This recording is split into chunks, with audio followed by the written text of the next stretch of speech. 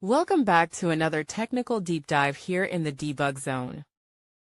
Today we're tackling a big question and breaking it down with insights from other users. Hopefully this clears up some misconceptions and helps you get the answer you need.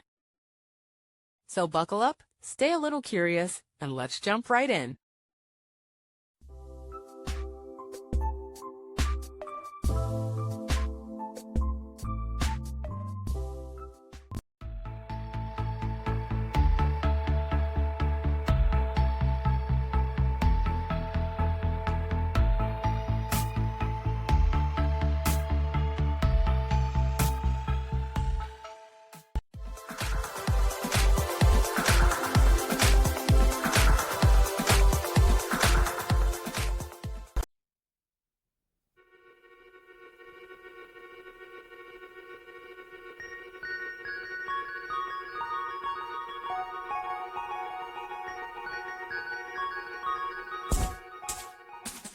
And that's a wrap.